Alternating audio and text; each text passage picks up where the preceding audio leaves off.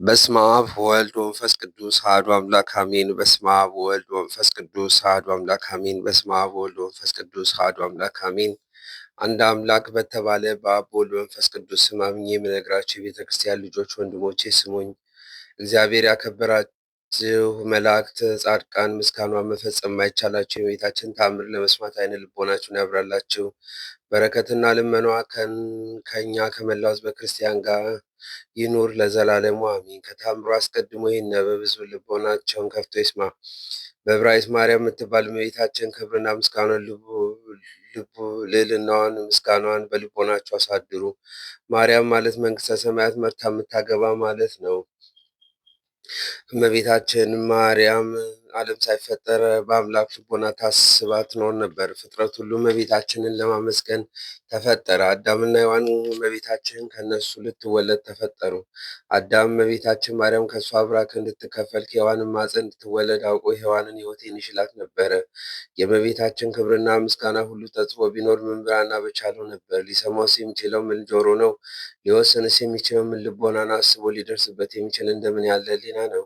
ነገር ግን የተቻለን ያን ከምስጋና ጥቂት እነግራችኋለሁ። እመቤታችን ማርያም ከአዳም ጀምሮ እስከ አብርሃም እስከ ሙሴ ድረስ ትነገር ነበረ። ከሙሴ ጀምሮ እስከ እሴይ ልጅ እስከ ዳዊት በብዙ ምሳሌ እየታየች ትነገር ነበር። የእመቤታችን ትውልዷ በአባቷ በኩል በንጉሥ ዳዊት ወገን ነው። በእናቷ በኩል በሊቀ ካህናቱ ወገን ነው። አባቷም ስም ኢያቄም ነው። የእናቷም ስም ሐና ነው። ስጋዊ ነገር ከማሰብ መጠበቅ ከአዳም ልጆች ለማን ተሰጠ? ኃጢአትን ከማሰብ መጠበቅ ከመላእክት እንኳን አልተቻላቸውም። በቀድሞ ወራት ያልተሰጣቸውን ሽተው በድለው ከሰማይ ወደ ምድር ወርደዋልና። እንደ እመቤታችን እንደ ማርያም የአብ ማረፊያ የሆነ ማን ነው? እንደ እመቤታችንስ እንደ ማርያም የወልድስ ማደሪያ የሆነ ማን ነው? እንደ እመቤታችን ማርያም የመንፈስ ቅዱስ ቤት የሆነ ማን ነው? ለሰው ኃጢአት ሳይሰራ መኖር ይቻሏልን? ከአራቱ ባሪያ ከተፈጠረ ሰው ከእመቤታችን በቀር እሳትን የተሸከመ ኃጢአትን ያልሰራ የለም። እመቤታችን ማርያም ከመላእክት ይልቅ ንጽሕት ናት። እመቤታችን ማርያም ከሴቶች ሁሉ ትበልጣለች። እመቤታችን ማርያም ሀሳቧ እንደ አምላክ ሀሳብ ነው። እመቤታችን ማርያም መልኳ እንደ አምላክ መልክ ነው። የአምላክን መልክ ይመስላል። እመቤታችን ማርያም አምላክን በንጽህና በመሆን አምላክን እንዲያድርባት አደረገችው። እመቤታችን ማርያም ለአምላክ የደስታ ማደሪያ ሆነች። እመቤታችን ማርያም አምላክን በድንግልና ወለደችው። እመቤታችን ማርያም በነቢያት ትነገር ነበረ። እመቤታችን ማርያም በሐዋርያት ትነገር ነበረ።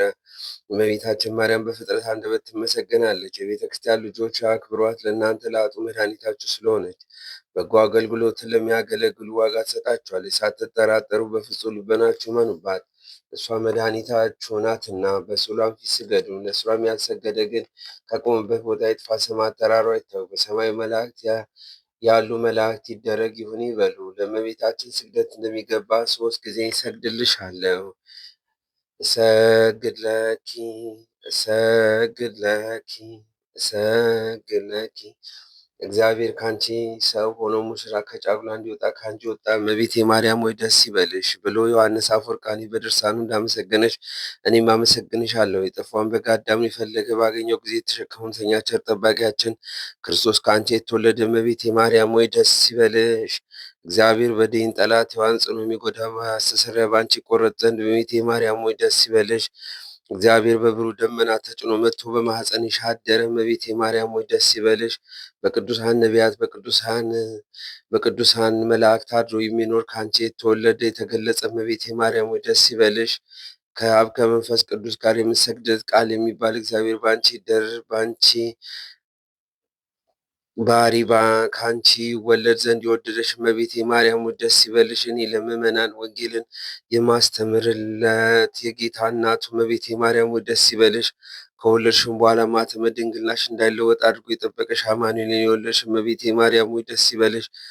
ማኅተመ ድንግልናሽ ሳይለወጥ ንጉሥ ክርስቶስን የወለድሽ እመቤቴ ማርያም ወይ ደስ ይበልሽ። ማኅተመ ድንግልናሽ ሳይለወጥ ንጉሥ ክርስቶስን የወለድሽ እመቤቴ ማርያም ወይ ደስ ይበልሽ።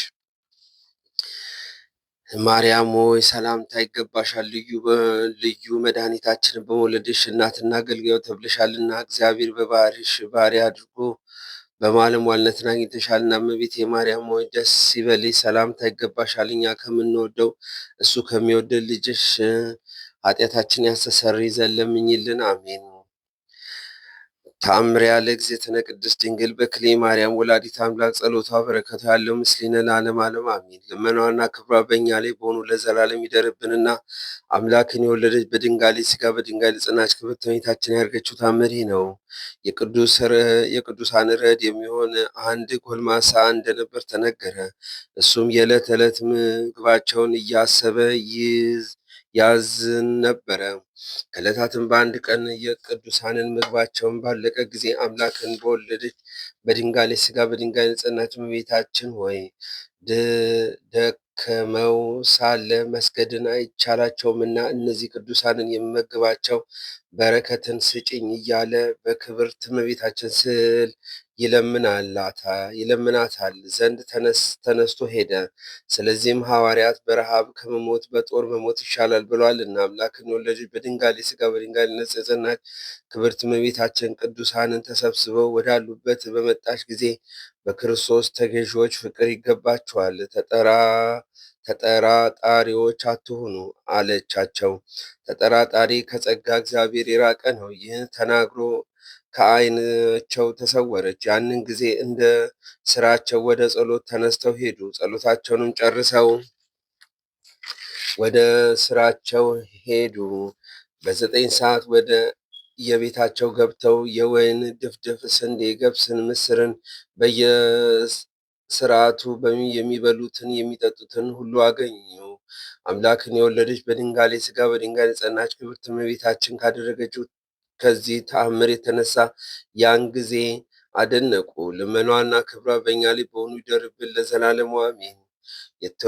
የተመሰገነ አብ ልዑል ነው። የተመሰገነ ወልድ ክቡር ነው። የተመሰገነ መንፈስ ቅዱስ ታላቅ ነው።